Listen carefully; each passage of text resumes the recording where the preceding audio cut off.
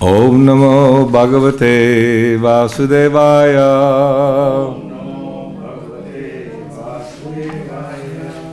Om Namo Bhagavate Vasudevaya.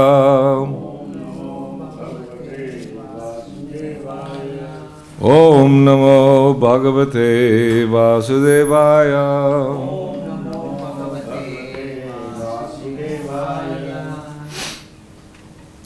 So we're reading Bhagavad-Gita as it is, introduction, page 27. Yes, everyone knows where we are?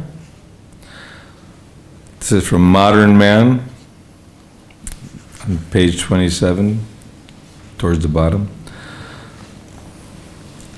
Modern man has struggled very hard to reach the moon, but he has not tried very hard to elevate himself spiritually. If one has 50 years of life ahead of him, he should engage that brief time in cultivating this practice of remembering the Supreme Personality of Godhead. This practice is the devotional process. Shravanam, Kirtanam, Vishnu, Smaranam, Padasevanam, Archanam, Vandanam, Dasyam, Sakyam, Atma, Nivedanam, Srimad Bhagavatam. These 9 processes, of which the easiest is Shravanam, hearing the Bhagavad-Gita from the realized person, will turn one to the thought of the Supreme Being. This will lead to remembering the Supreme Lord, will enable one, upon leaving the body, to attain a spiritual body which is just fit for association with the Supreme Lord.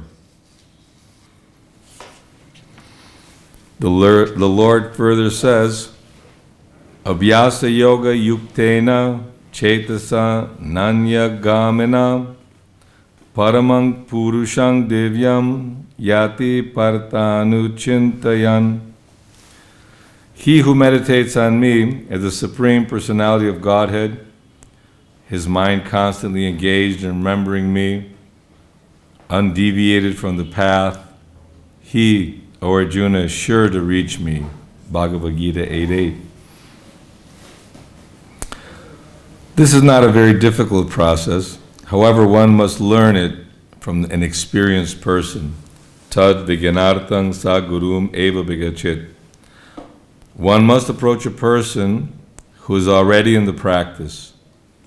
The mind is always flying to this and that, but one must practice concentrating the mind always on the form of the Supreme Lord Sri Krishna, or on the sound of his name. The mind is naturally restless, going hither and thither, but it can rest in the sound vibration of Krishna. One must thus meditate on Paramang Purusham, the Supreme Personality of Godhead, in the spiritual kingdom, the spiritual sky, and thus attain him. The ways and the means for ultimate realization, ultimate attainment, are stated in the Bhagavad-Gita, and the doors of this knowledge are open for everyone. No one is barred out. All classes of men can approach Lord Krishna by thinking of him. For hearing and thinking of him are possible for everyone. The Lord further says, Manghe partya vipashritya yepi syu papayonayam striyo vaishasata shudras tepi yanti parangatim king punar brahmana punya bhakta rajarshayastata anityam asukam lokam imang prapya bhajasvamam. Thus the Lord says that even a merchant, a fallen woman, or a laborer, or even human beings in the lowest status of life can attain the Supreme. One does not need highly developed intelligence. The point is that anyone can accept the principle of bhakti-yoga and accepts the Supreme Lord as a summum bonum of life, as the highest target, the ultimate goal, can approach the Lord in the spiritual sky. If one adopts the principles enunciated in Bhagavad-Gita, he can make his life perfect and make a permanent solution to all the problems of life. This is the sum and substance of the entire Bhagavad-Gita. Om Jnanatimirandasya Gyananjana Shalakaya Chakshurun Militam Jena Tasmai Shri Guruve Namaham Shri Chaitanya Manobhistang Stapitang Jena Bhutale Swayam Rupa Kadamayam Dadati Swapadantikam. Srila Prabhupada ki.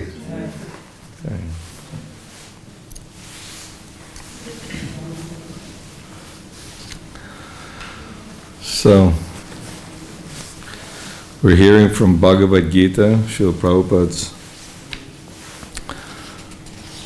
message in the introduction of the Bhagavad-Gita about how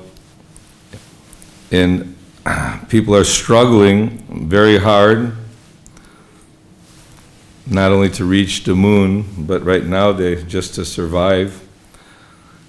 Very difficult in this world, because Maya is very strong. Daivi Hesha Gunamayi Mama Maya Duratyaya. This divine energy of Krishna is difficult to overcome.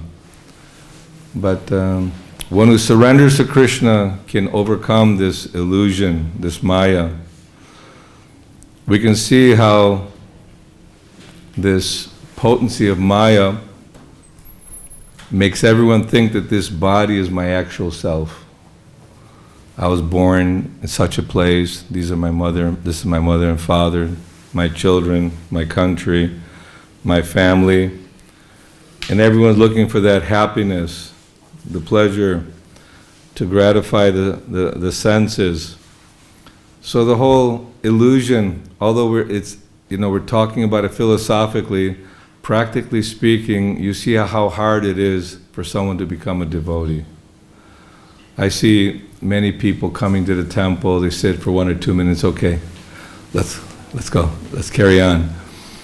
And the Maya, to understand how the mind is working, how the senses are working, and how this attraction for the basic principle is man wants woman, woman wants man, because they want to satisfy their senses to some capacity. And whether it means companionship, camaraderie, ultimately, sexual pleasure, all this is going on in the material world since time immemorial. Unfortunately, the historians in society, they don't have any recollection beyond 3,000, 4,000 years. They think all the Dead Sea Scrolls, and prior to that, people were very primitive. They didn't know how to have all the modern amenities, which give people happiness by having, super fancy toilets and the super, toothbrushes and all the different conveniences, which the illusion that if I work hard, I'll become happy in this world. That if I make a lot of money, then all my desires will be fulfilled and satisfied.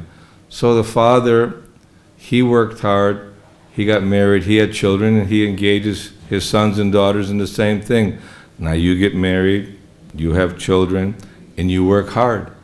And this hard work means that the ultimate end is, after some years, 20, 30, 50, 100 years, the machine just breaks down. That beautiful, when you see a little child, they're so beautiful, so nice that even though they cry all night and they pass stool and urine in their pants and you got to clean them and they wet the bed and you got to change the bed and they cry and scream and they get sick and you got to take them to the hospital, and there's a lot of anxiety, a lot of work.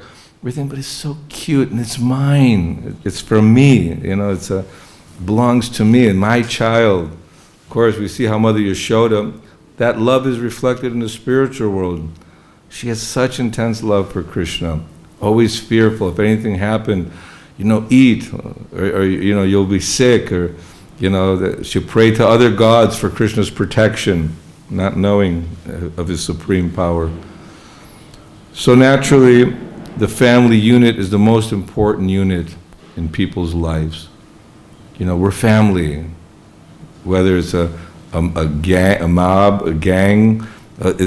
For family, we'll do anything. Just if somebody has their child kidnapped, and obviously they'll go to all extreme. They'll give all their wealth, and sometimes a person is willing to sacrifice their life for others. And this is a reflection of the spiritual world. Krishna is the fire, the original fire. We're those little sparks of fire. If we associate with Krishna, we stay luminous, we stay brilliant. But when we go away from Krishna, that spark just fades away. It becomes covered over. And to the degree that we're covered over by the desire to enjoy this world, to that degree we're suffering. Because when there's happiness, then there's distress. Just like the examples are given that milk is good, I like milk. But then you have to keep a cow, you have to milk the cow, maintain its health. So there's also work involved in that. And we want to have a relationship. But you want to have a relationship, then you have to have a house, you have to have a bank account, you need furniture, you need jewelry, you need, pleasant words. You have to, tolerate one another's wants and needs and conveniences, and then more living entities come from that combination. The attachment grows deeper and stronger. Just when Krishna sent Akrura to Hastinapur to see the condition of how is Dhritarashtra treating, the Pandavas, Queen Kunti, because when Pandu died early, the rightful emperor of the world, 5,000 years ago, people think this is all mythology because they have no clue, but it's there. Mahabharata, the history is there, the Shastras are there.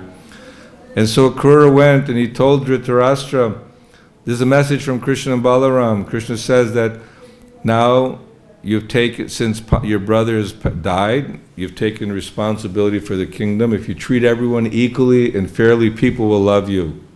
You can still save the situation. Although he unrightly took the kingdom, but the Pandavas were young, so he was more of a caretaker. But then the sons of Dhritarashtra, Duryodhana, and Dushasana, many bad advisors also, they wanted to take the kingdom because they were jealous that the Pandavas were so strong, so beautiful, so powerful, and so much loved by everyone.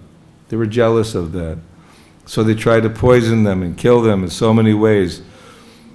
So this is the epitome of gratification, that I am in charge of the kingdom. We have so many riches, many wives, many palaces, many things to make me happy and enjoy.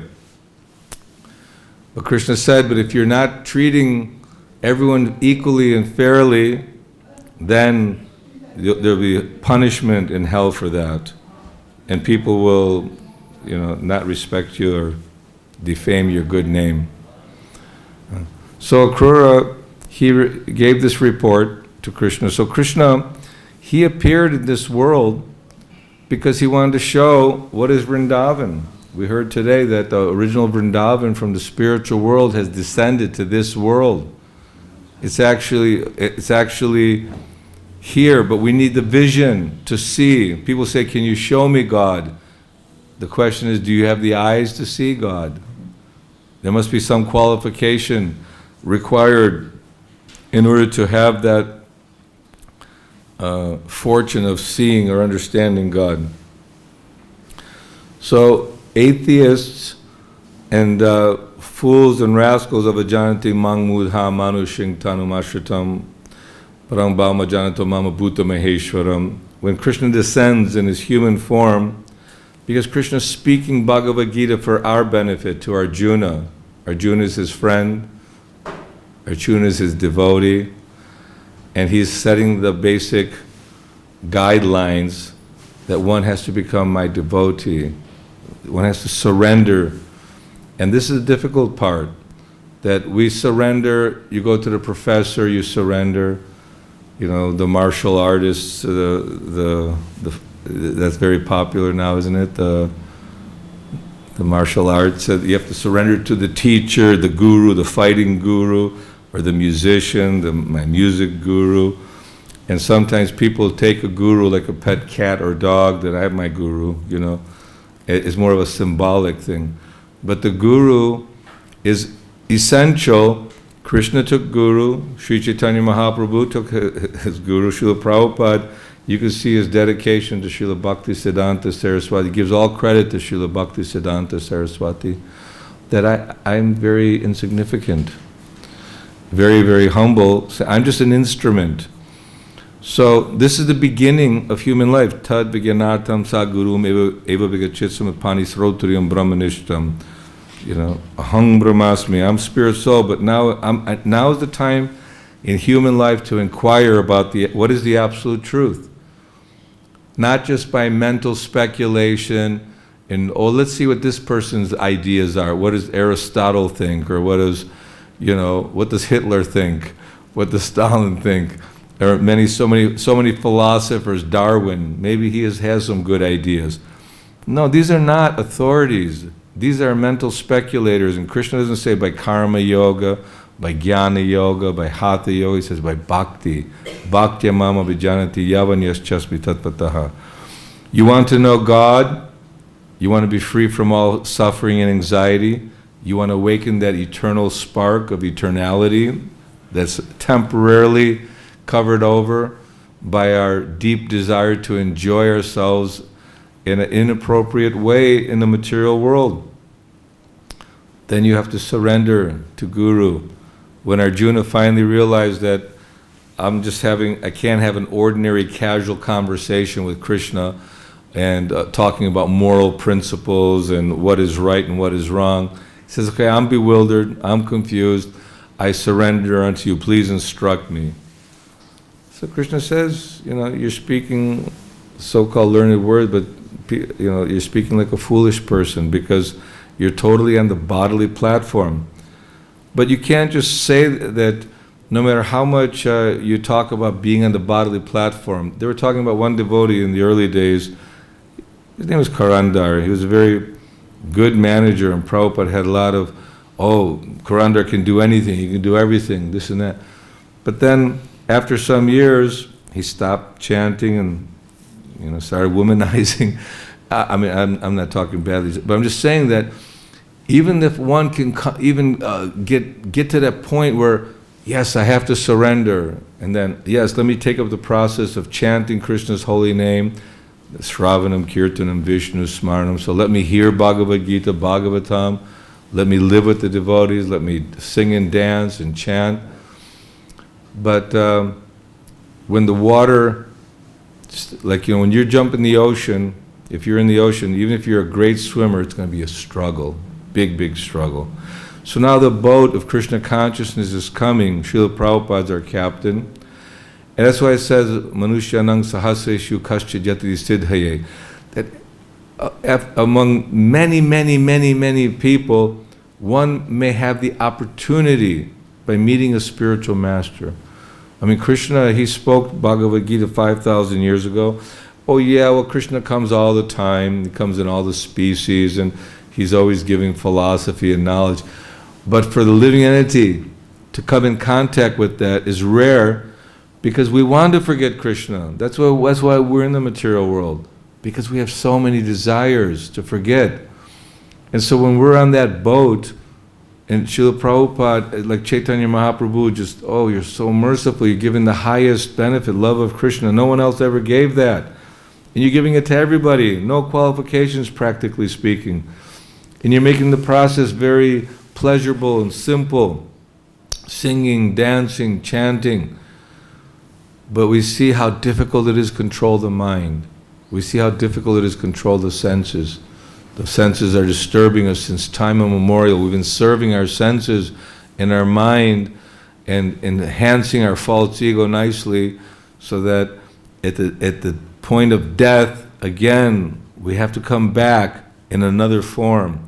yang vapi smaram bhavam tyajat yante kalevaram. Whatever state of being our mind is at the time of death, that state will attain without fail. So, in the Vedic literature, it's described that, okay, you did your household duties, or now that you get the warning bell, you're 50 years old, now it's time to really focus.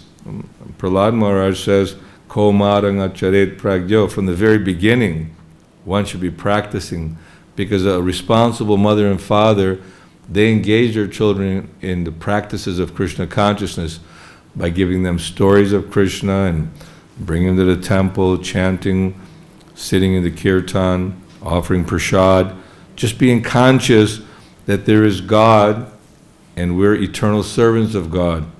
Our human responsibility is to inquire about who is God, who am I, why am I suffering in this world? And not just in a, armchair casual conversation. Like when Devahuti, obviously she was the princess of the daughter of Swayambhuva Manu and the great wife of Lord of Kardama Muni, and Kapila-Dev, the Lord, took birth.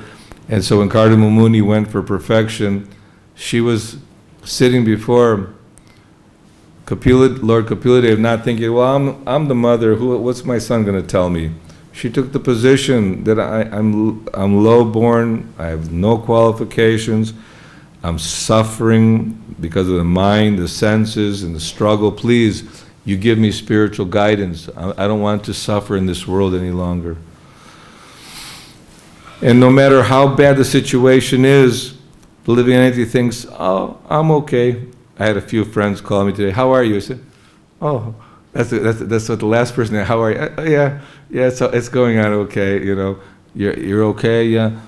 So even if you go visit someone in the hospital, he's all laid up and has all kinds of casts and traction and, and all kinds of tubes in him, and how you doing? Oh, okay. But we're not okay, because ultimately that fear of death and the suffering, birth, old age, disease, and death, and the struggle of fear and anxiety, isn't it? We're not like the crows looking for the garbage. There's some garbage thrown, the crows and the dogs will go milling through it, but no sane person will do that. The swan is interested in a very clean atmosphere, so we're looking for Paramahansa. So devotee is considered to be swan-like, and we're interested in the activities of the Paramahansas, of the great souls who are glorifying the Lord, who are glorifying our eternal position as eternal servants, belonging to the spiritual world. We don't belong to the material world. And that there's a process. Although the process is said to be simple, at times it may seem very difficult, because it's not easy to control the restless mind. It's not easy to stay enthusiastic and steady. I mean, who was that? The Marquis of Jetland. He was asking if he could become a Brahmana to one of Srila Prabhupada's godbrothers. He was some kind of minister, royalty. And the godbrother said, yes, just no intoxication, no gambling, no meeting, no illicit sex, and follow these principles and chant the Muhammad. It was impossible. So, in one sense, many people feel, how is it that these Westerners, Europeans, Americans, Africans, even in Indians too, for them to surrender means that let me give up my personal interests of pursuing a mundane life of this world, of reading newspapers and taking all kinds of intoxication, and my whole focus is to make money so I can chase women and girls that have no idea.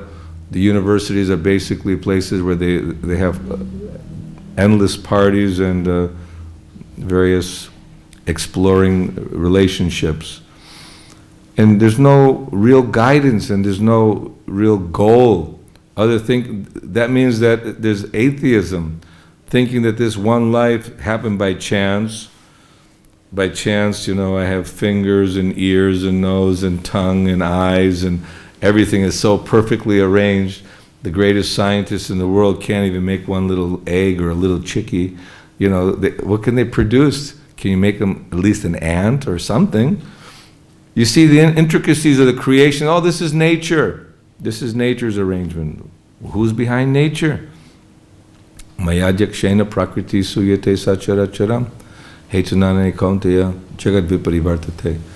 Krishna is in charge of material nature. Krishna is making this whole material manifestation. We hear, oh, Krishna, he expands as Lord Balaram, and Lord Balaram is the Chaturvyuha, and then Mahavishnu, and from Mahavishnu, Lord Brahma, and the 14 planetary systems.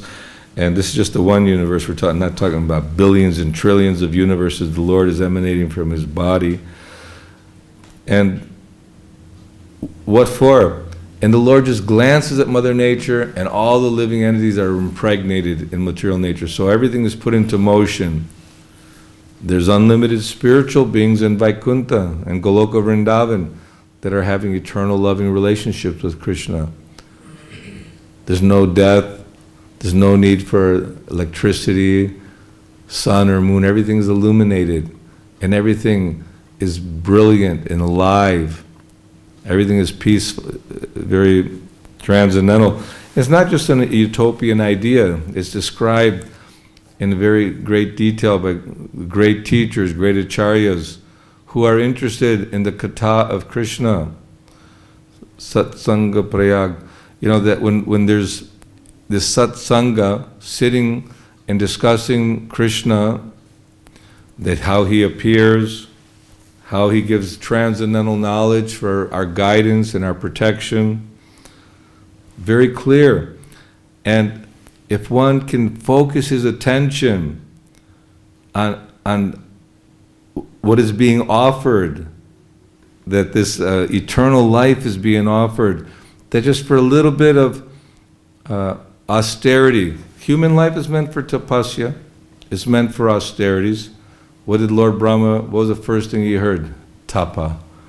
Lord Brahma was looking, searching out, who am I? Why am I here? What's this all about? Imagine you wake up and you don't know where you are, who you are, what it's, and really in deep meditation, you want to pray. If it wasn't for Krishna reminding us that, oh, you're so-and-so, and this is what your duties are, and then he animates us for our duties, then someone will think, well, does Krishna, if it's by Krishna's arrangement, does he also allow me to do sinful activities? Yes.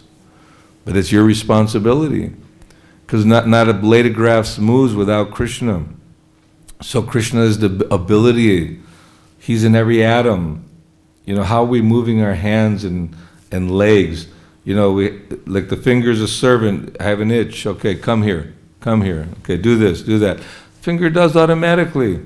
So we're servants of Krishna. Jivera Swarupoi Krishnera Nityadas. So we have to act in that capacity. And that capacity means devotees are doing what? They're singing Krishna's glories. They're mesmerized by Krishna's beauty.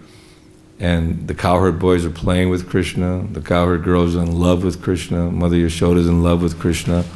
So everyone's looking for love. Everyone's looking for happiness. And real happiness can come about by being part of this Krishna consciousness movement.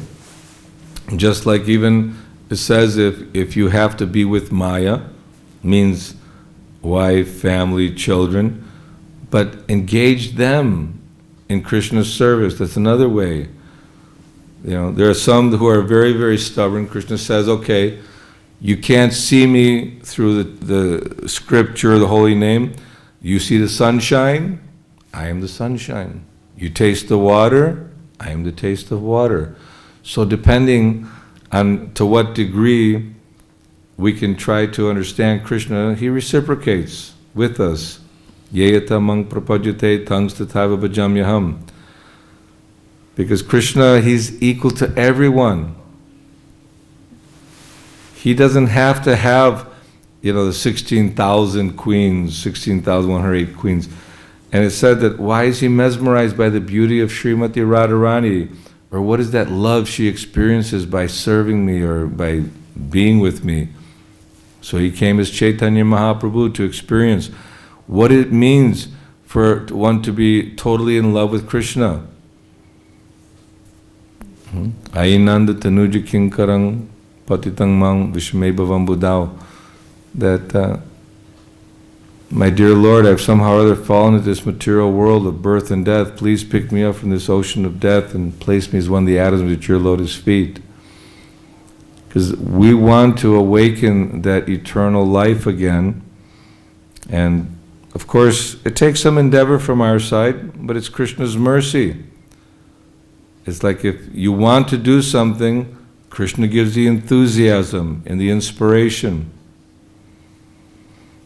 And when we're feeling sad or depressed, that's another aspect of our the struggle that we're still undergoing in this world. Doesn't mean that we're something wrong. I mean, yeah, something is wrong with us, that we're entangled in this world.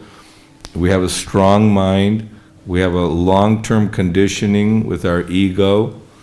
And it's not easy to be totally on the spiritual platform.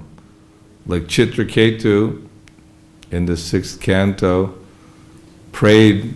He had so many queens, but he could not have a son, and he wanted a son. He was the king, and this is the purpose of, I want to continue my royal family tradition, the kingdom. So he met Angira Rishi, and he gave him a blessing. He said, but this child will give you harsha shoka. He'll give you pleasure, happiness, and also distress. No, it doesn't matter, Maybe he'll just disrespect me. You know how children are. Doesn't matter.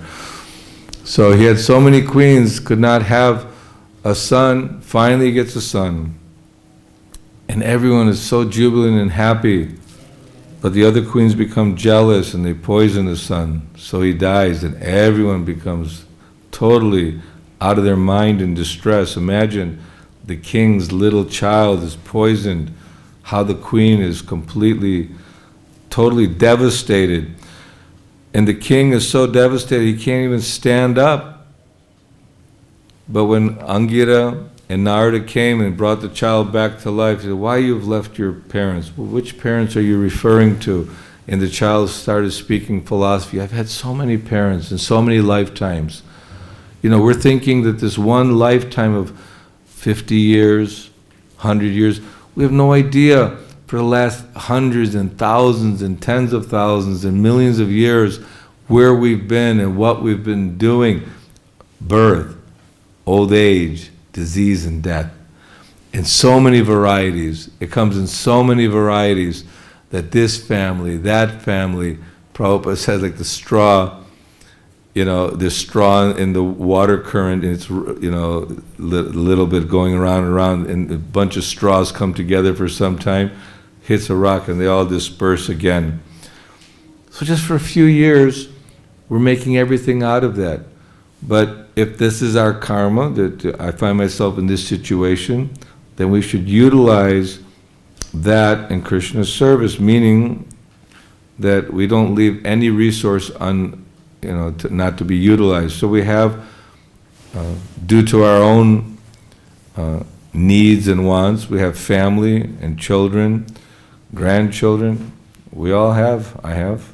I'm sure many of you have mothers and fathers, brothers and sisters, and cousins and relatives. And Arjuna felt the same way, that I have so many of my relatives there, my superiors, my well-wishers, and what's the use of a kingdom if they're all killed? That doesn't make any sense to me, Arjuna is thinking. But Krishna, Krishna will take everything away. Even for those who don't believe, then they have to believe, because Krishna comes in the form of death. And people may be obstinate, stubborn, and think that, I don't believe in God. Yeah. Believe or not believe, you're going to grow old, and you're going to die. And as far as this body is concerned, no one will recognize whether you're a Hindu, Muslim, or Christian, or Jew, or a Mohammedan. Prabhupada was talking about the riots in 1946, 47, Hindu-Muslim riots, that they were beating each other, killing each other.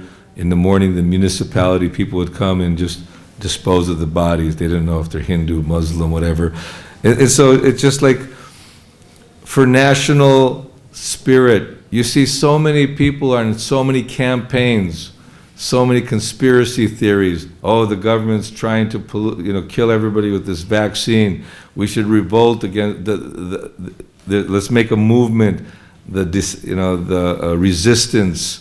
Let's have a resistance. And people take this as their whole life's mission, that now I'm going to fight the government because what they're doing is wrong. And it may be wrong. This is Kali Yuga. It's full of suffering. It's full of demonic persons, and everyone has to do their part. But we should utilize our energy in Krishna consciousness, because some people, they'll watch the news and they'll read every article about this and this theory and that theory.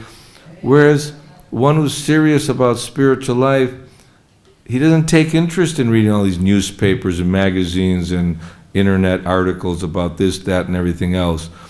Yes, they might be important for somebody who can do something, but our interest should be, let me hear Srimad Bhagavatam, let me hear Bhagavad-Gita, let me hear Chaitanya Charitamrita. So much beautiful description of the spiritual world, of Krishna's beauty, our eternality, how I can also enter into that spiritual realm by this process of hearing the Lord's holy name, by chanting the holy name. Maybe we don't have a taste. Even Lord Chaitanya was saying, I don't have a taste for the holy name, but all your potencies are in your names. And how is it that the great sages in Naimisharanya did 1,000-year yagya, or Shukadev Goswami and Parikshit Maharaj, no eating, no drinking, just sat for 7 days glorifying the Supreme Lord and the process of self-realization. All this, the more and more we hear, the more we'll become aware of the entrapment of this material existence. The more we'll see the miserable temporary nature of this world for what it really is. Just a place of suffering, dukhalayam ashashvatam. But if we want happiness and a festive, I think we have more festivals than anyone, isn't it? Krishna consciousness, like every day there's a festival. You're glorifying this Vaishnava or the appearance of the Lord, and he has so many different incarnations for appearing.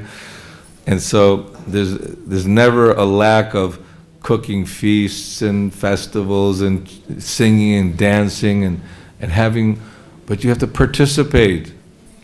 Just like now we have our, the Mangal Arti, the singing is there. So either you can be in a joyous state and appreciate the beauty of the Lord and welcoming the morning day, and singing and being part of that.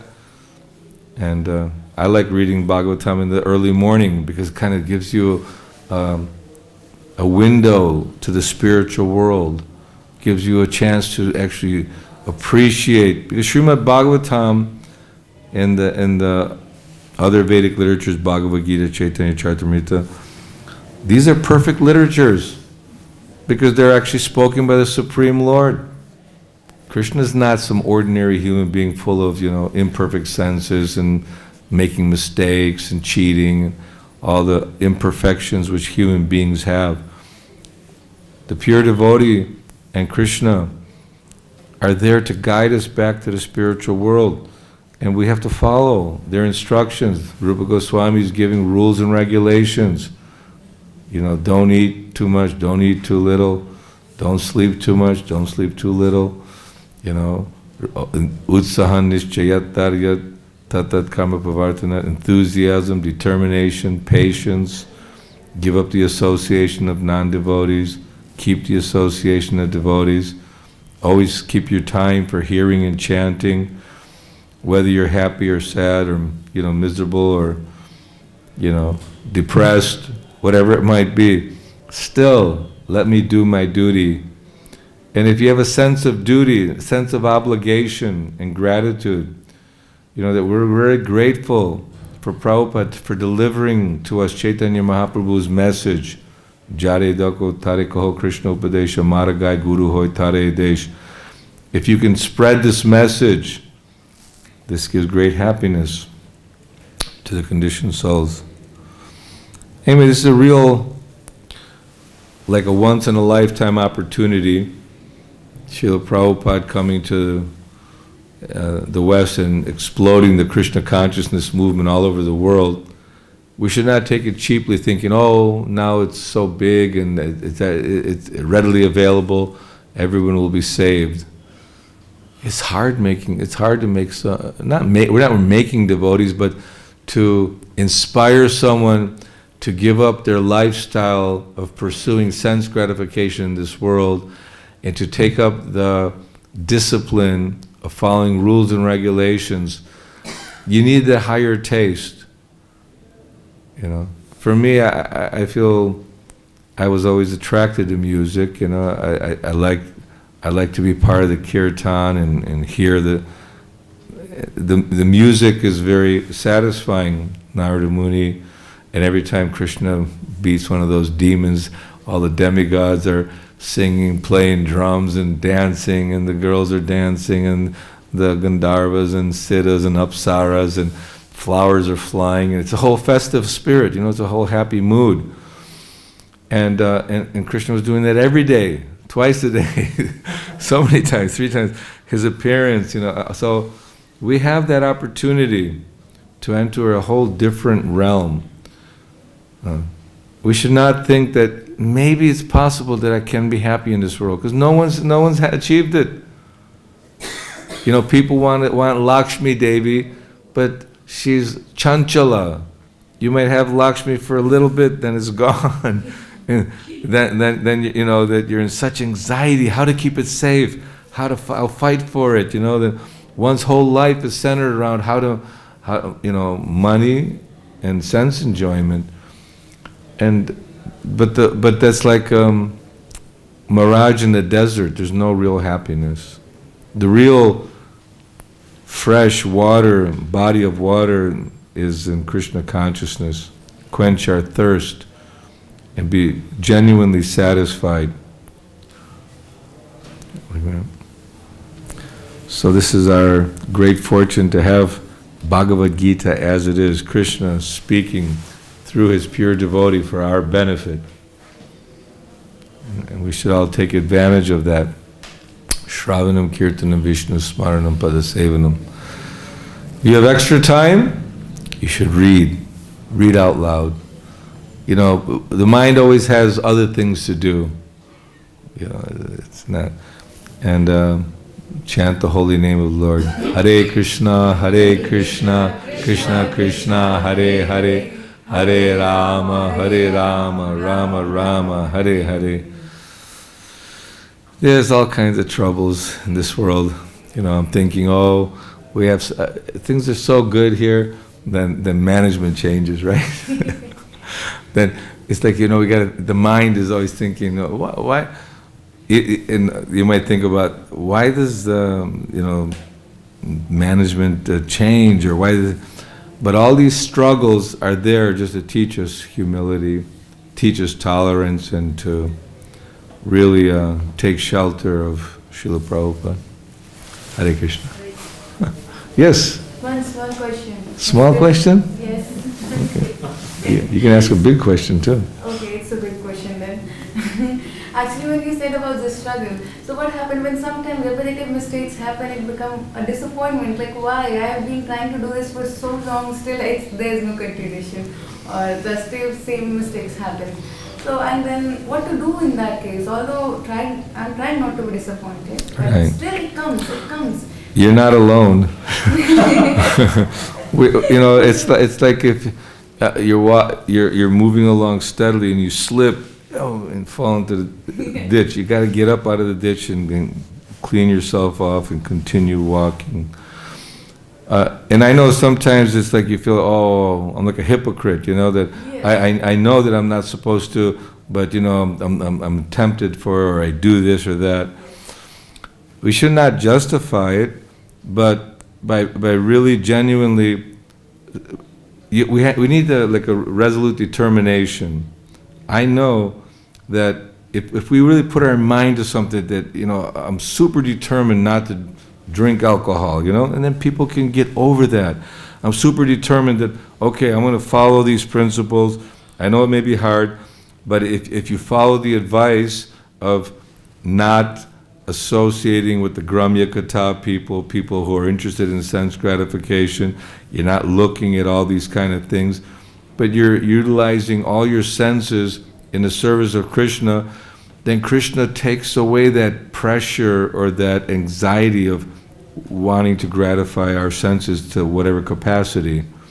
And then we, you know, but feeling guilty is also important in the sense that, yes, I really should, like Bilvamangal Thakur, you see, he was told by Chintamani, if you had so much determination that you came to me in such a stormy weather and under all difficulties, you'd be so far ahead in Krishna consciousness. And he felt guilty, he felt ashamed or embarrassed in such a way that he gets so much determination.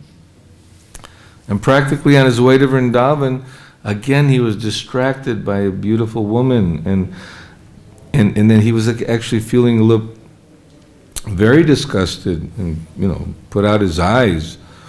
Not that we go to that degree. I'm just saying that that feeling of remorse is good, and we should try to build up our strength where we can avoid slipping into that ditch and stay on the road.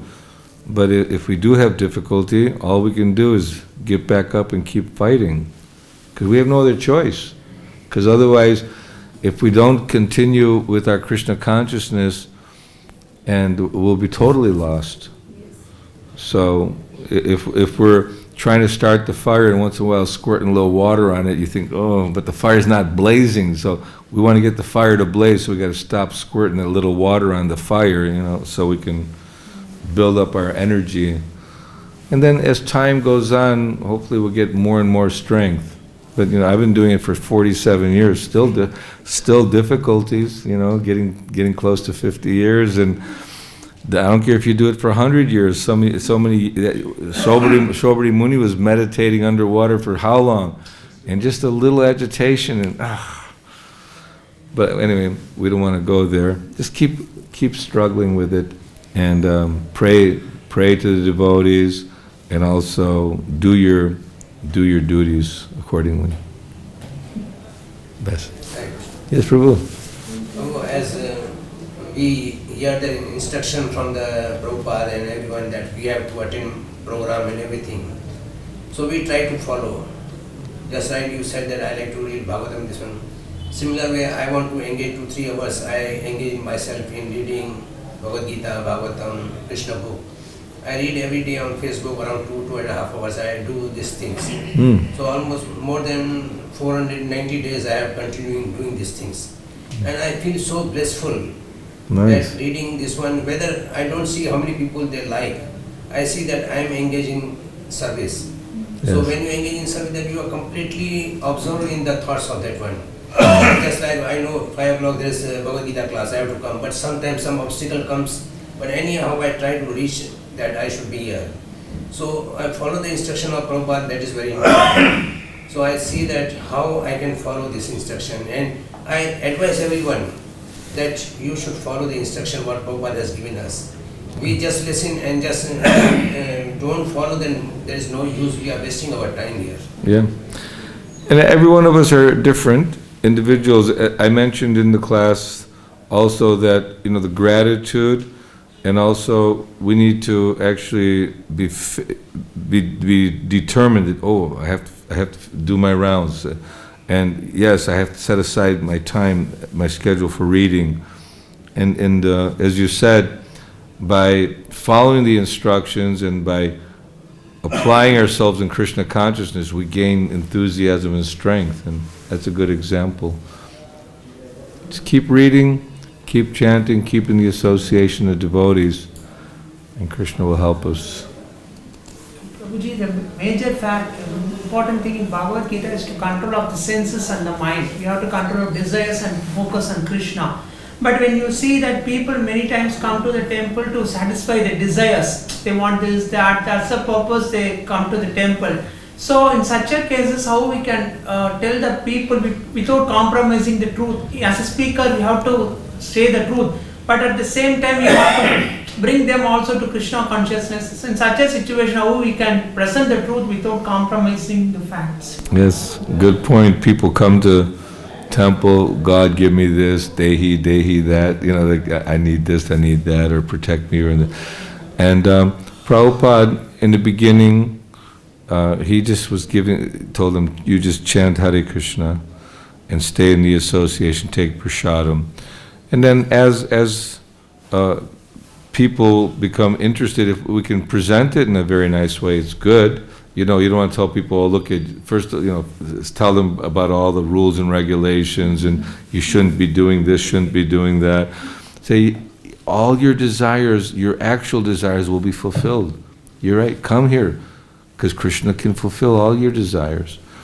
So we have to just deal with it in a way that you set a good example yourself, your enthusiasm, and Krishna will inspire you. Just like Prabhuji is saying, he's reading every day.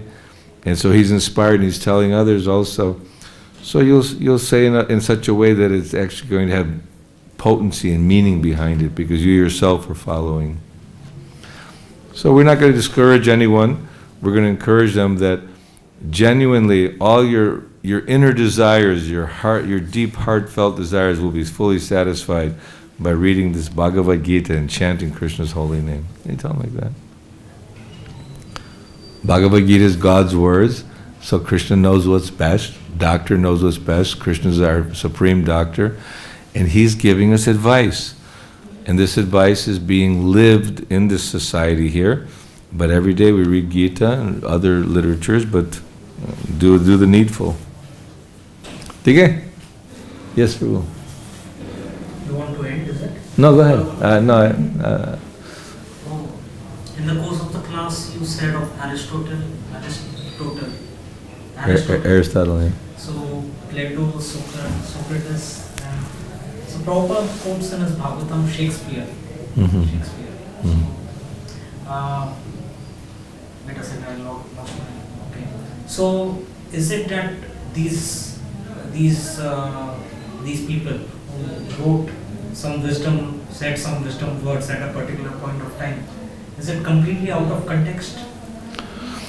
I'm sure some of them had insight, just like Einstein mentioned that,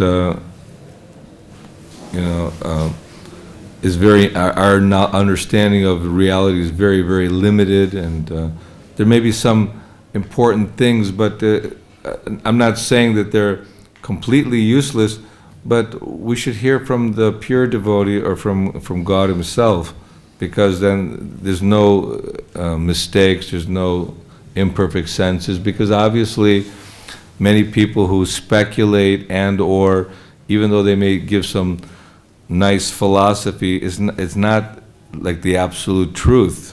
Only Krishna is giving the absolute truth. God himself can give the absolute truth. Just adding one thing to it, I know you are a drummer, so you play very nice. Okay, so the Prabhupada saw Charlie Chaplin, the video, and he laughed a lot. Yes. Then he commented that if the humor of the material world is so good, how good will the humor of the spiritual world? Uh-huh. So is this wisdom or self-help books anything out of ISKCON? It's completely, you know what I mean? Well, some people they go for like books of how to 7 successful habits of people. Yeah. They may be instrumental to help with the basic living in this world trying to, but it's not going to help in awakening our spiritual existence, our eternal life. You know, it's like everybody has to have a job and make money, but ultimately all that money will be taken away, and our family will be destroyed, and our body will be destroyed. And what have we achieved by reading so many other books and philosophies? So it may seem like narrow, but it's actually a wide literature. So much literature is available, so we should keep our interest and our time for reading all the Vedic literatures, because the Vedas is real knowledge, and the more we can stay. When we come to Krishna consciousness, you know, we had so many books and so many ideas, but we put all those things aside and just kept with Bhagavad-Gita, Srimad Bhagavatam, and the chanting of the holy name. You know, there's abundance. This Vedic literature is not just shallow, it's very, very deep, and talks about philosophy, psychology, religion, history. Everything is present there in its pure form. Thank you. Yes. Yes, Mataji, and then you. Thank you for the wonderful class. As being a part of a family, we got so many responsibilities for the family. And because of that, what happens, like we want to practice Krishna consciousness, we give this much time to our sadhana and all. Due to the demand of the family, we have to work, we have to earn money, we have to live. Because like staying in Vrindavan, people come to Vrindavan to stay in Vrindavan and to do sadhana. But to stay in Vrindavan, they work hard, and by working, they are not able to do their sadhana. So sometimes it happens like this. So just I want to just, because life is too short, we can't go on to just making our settling, and this is not enough. So I just want to ask you how to balance every time, not like I am young, so I will balance, and in my old age I will do my sadhana. It's not possible that I will live long or not. So how to balance? No, I mean, I think back, you know, I came like when I was 19, so brahmachari and serving in the temple for many, many years. I got married in 1984, so after like 9 years brahmachari. But even though I was still managing and doing the things I had to do, Krishna gave me the ability to also do the business and make a nice house and take care of the children and then bring everyone to India. And so we may not be able to fully dedicate ourselves 100%, but Krishna says if you're working and you're utilizing your funds in Krishna consciousness, that's also devotional service. So we have to balance ourselves, that I have so many responsibilities, just like Raghunath Das wanted to come right away to Lord Chaitanya. He said, no, you stay, you do your duty, pretend you're attached, you know, and then when the right time is coming, then you come. So when Krishna left the gopis, and you think, oh, they were devastated. They wanted to, you know, they were mad at Krishna. But he said, I left you so you can increase your attachment to me. So if we're doing our duties, Arjuna, while he was fighting, you think he wasn't just chanting Hare Krishna, he was fighting. He was doing his duty as Kshatriya, and because he was carrying out that duty under Krishna's instructions, he was actually in pure Krishna consciousness. It's just like if you're on the battlefield and your commander says, okay, go kill the enemy, and you do it, you get a nice medal, you come home, you kill a few people, and they put you in jail. What happened? I was killing over there. No, but you have to do it under Krishna's authority. So we have this Chatur Varnyang Maya Srishtam Guna Karma Vibhagasha. Krishna's created the different, you know, spiritual orders, and also as a grihastha, family person, as long as you keep Krishna in the center of the family, then you're doing your Krishna conscious duties. But it's difficult, I know. I have 2 sons, 2 grandsons, and you know, wife and family responsibilities and all these things. But if you really determine, Krishna will help you to come closer. And when the time is right, you'll be free of all obligations, and everyone will take care of themselves nicely. Yes, Prabhu? Shakespeare has written a poem, True Love. That can be connected to Radha Krishna's love, which is true love.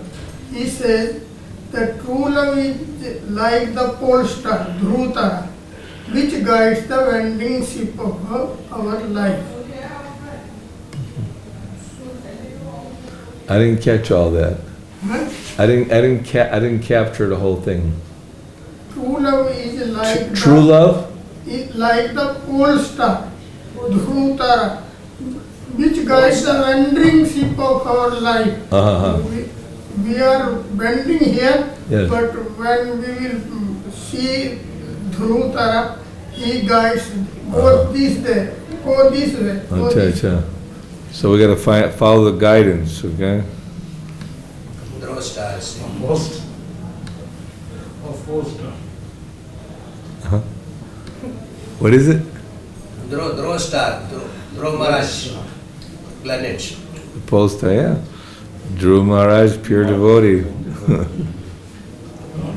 Like in relation to this question of this Mataji, like if somebody is doing his duty, even he is working in multinational company, under the guidance, that is also part of sadhana, isn't it? Or it is like separate, sadhana is separate? Working? Somebody is working in like doing business or whatever, as you give your Yeah, yeah. The person is doing under the guidance. Yeah. So that is part also of That sadhana. is, yeah. Yat karoshi, yat snashi, yat jahosi didasi, yat tapasyasi konti, yat tat karusha, marapana. Whatever you do, whatever work you perform, do it as a sacrifice for me. So it has to be done with knowledge and proper understanding. Krishna is the Lord. He's the supreme enjoyer. My family belongs to Krishna. Everything belongs to Krishna. And according to time, place, and circumstance, Arjuna had to fight his battle. He had to take care of his responsibilities. And Krishna showed by his example that he was taking care of his queens, getting his children married, performing pujas and yagyas and different ceremonies. You think, well, why did Krishna do all that? He could have just been meditating or something, you know. But he set the example that you have to do your duty, but do it with Krishna in the center. And we got to keep Krishna in the center. Then everything can be somehow worked out. Got to hang on, stay in the boat. Don't jump in the turbulent waters of devastation because my family members yelled at me. Okay, thank you very much. Srila Prabhupada ki.